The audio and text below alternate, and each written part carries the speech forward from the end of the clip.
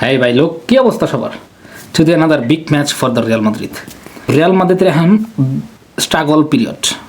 দুদিন আগেও Xabi Alonso sec হইল, এখন দলের নতুন হেড কোচ হচ্ছে আলভারো আলবেরোয়া। তো আলভারো কীরকম করবে এটা আসলে বলা যায় না, কারণ কি সে বড় দলের কোনো কোচিং করায় রিয়াল মাদ্রিদ আসে নাই, সে রিয়াল মাদ্রিদের যুব দলের হয়ে কোচিং করাইছে। তো ফার্স্ট অফ অল এটা বলতে হয় যে যদি ভালো করতে পারে আলভারো রিয়াল মাদ্রিদে হয়ে, তাহলে অবশ্যই সে রিয়াল মাদ্রিদ টিকে যাবে আমার মনে হয়। 2027 সাল পর্যন্ত চুক্তি করছে, অবশ্য ওয়েট করেন দেখেন আলভারো কেমন করে আজকের ম্যাচে। তো তার পছন্দের ফরমেশন 4-3-3 আসার আগে সম্ভবত শুনলাম আনসেলতি স্টাইলে খেলবে, সেটা আসলে ম্যাচ দেখলে বোঝা যাবে আসলে কি করতে পারে সে।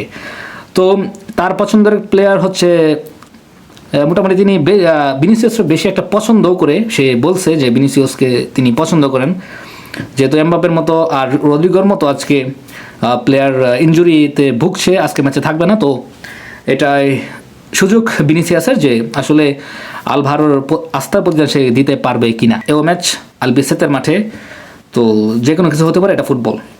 হালা মাদ্রিদ প্রেডিকশন করে ফেলুন এখনই, কে স্কোর করবে আজকের ম্যাচে।